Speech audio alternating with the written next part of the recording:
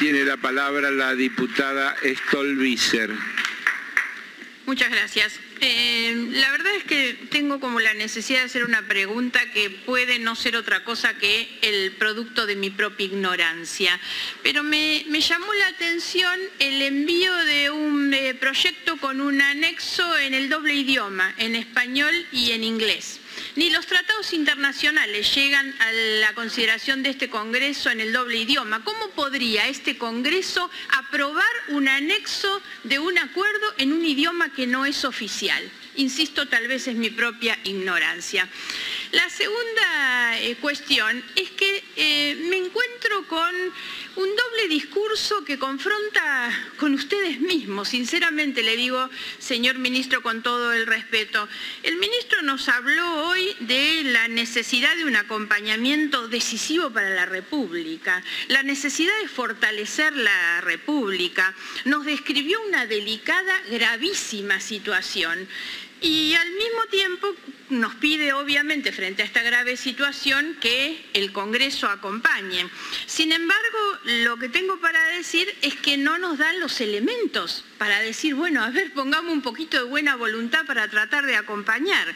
Como primera medida, digamos, que no solo los fundamentos de la elevación en el mensaje incluyen una cantidad de críticas y cuestionamientos a los mismos a quienes le está pidiendo el voto, sino que quiero advertir, porque me parece mucho más grave, que el propio memorando sobre el que se pide su aprobación, me refiero al primero de los memorandos, al de políticas económicas y financieras, contiene toda una cantidad de los primeros puntos que no son otra cosa que las críticas a los anteriores y las alabanzas a la propia gestión. Y pretenden que ese memorando tal cual viene sea aprobado. Ahora, les digo una cosa, entre otras cosas, no es necesario. De ninguna manera el fondo les puede estar exigiendo que todo ese raconto de críticas y amenazas forme parte del memorando. ¿Por qué lo ponen entonces? ¿Será que están queriendo jugar con nosotros y por un lado nos dicen aprueben, pero cómanse esto que les estamos poniendo en el memorándum? Miren, esta es la primera cuestión por la cual, insisto, este memorando, este programa que nos ofrece el Poder Ejecutivo es invotable.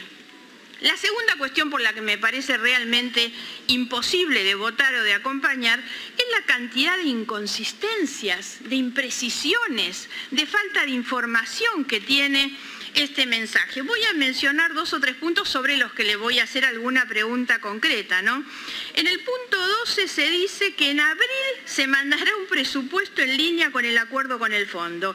Es decir, que se está aprobando el acuerdo sin saber cómo se va a cumplir el acuerdo. Exactamente al revés de lo que debería decirse. Pero lo más grave es que el presupuesto que mandaron, el que escribieron y nos mandaron el año pasado, tenía indicadores totalmente distintos. Tal vez esa es la razón por la cual no nos equivocamos cuando rechazamos ese presupuesto. Entre otras cosas porque dijimos, las variables eran inaceptables, imprecisas, falsas, ¿no?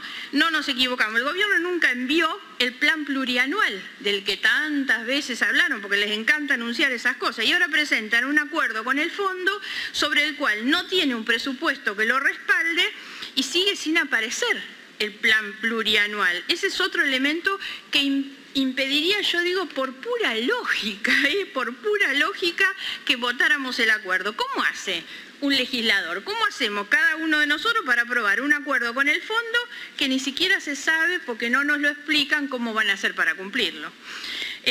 La segunda cuestión, por eso mi pregunta es ¿cómo hacemos? ¿Nos van a dar elementos que nos permitan a nosotros acercarnos a lo que están reclamando y la atención de esa situación de gravedad? En el punto 14 se dice que la Administración Federal de Ingresos Públicos, la AFIP, ha elaborado un plan estratégico, año 21-25. Perfecto, con el fin de abordar los altos niveles de incumplimiento, mejorar los servicios de la AFIP y reforzar las capacidades informáticas. Ese plan se va a publicar a fines de mes. Mi pregunta es, si la AFIP ya elaboró un plan, si tienen un plan que parece fantástico para lo que ofrece el gobierno, ¿por qué no adjuntan al menos un borrador del plan? Porque nos están diciendo, ya está, ya lo tenemos, pero no mandan ni el borrador del plan. En el punto 16 y hay varios más, pero me voy a parar en este, se hace referencia a iniciativas para mejorar la eficiencia en el gasto y la inversión pública que se darán a conocer, ¿cuándo? En junio. En junio. Después nos anticipa también algunas otras cosas que serán junio, diciembre, digamos. Entonces, la pregunta es, ¿cómo hacemos, insisto, para atender esa urgencia y esa delicada situación si no nos están dando ni siquiera los elementos como para que nosotros podamos trabajar sobre ellos? Quiero ir al otro memorando, al memorando técnico de entendimiento, para hacerle alguna pregunta específica sobre el tema tarifas.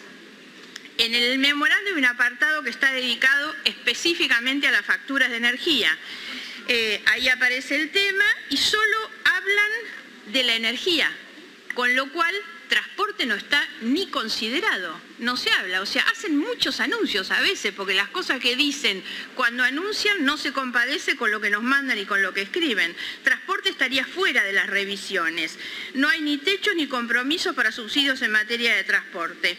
Respecto a las facturas de energía, electricidad y gas, el punto 36 dice, en el marco del plan de las autoridades para reducir los subsidios a la energía, las revisiones a las facturas de energía de los usuarios residenciales, excluyendo a aquellos sujetos al esquema de segmentación de los subsidios, estarán asociadas al crecimiento promedio de los salarios de acuerdo con el coeficiente de variación salarial, según lo establece la ley que fue vetada en el 2018. El índice, bueno, no me quiero demorar mucho más en esto, pero la verdad es que no se compadecen estos números con los que nosotros tenemos. Le quiero preguntar además cómo es el tema del gas, porque así como no tenemos respuesta del transporte, tampoco tenemos respuesta del gas.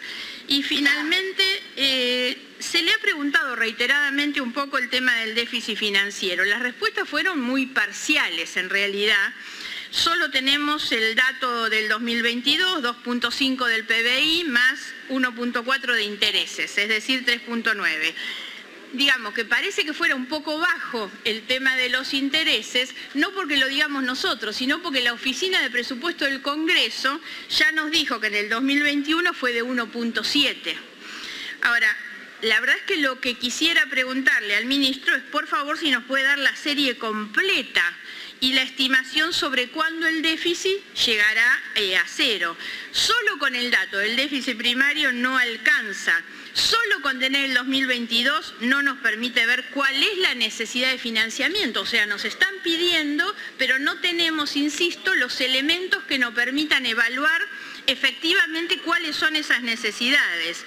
¿Cómo se puede evaluar? Insisto, póngase en el papel del legislador que tiene que aprobar lo que usted o lo que el Poder Ejecutivo nos está mandando.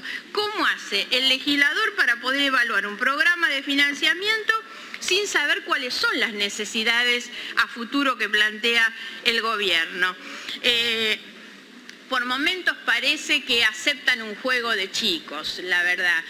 Aceptar un juego de chicos, ministro, discúlpeme, pero es casi como ponerse en el riesgo de chocar la calecita. Y nosotros estamos viendo que ustedes están prácticamente en esa puerta de entrada, una calecita que va a terminar chocada. Gracias.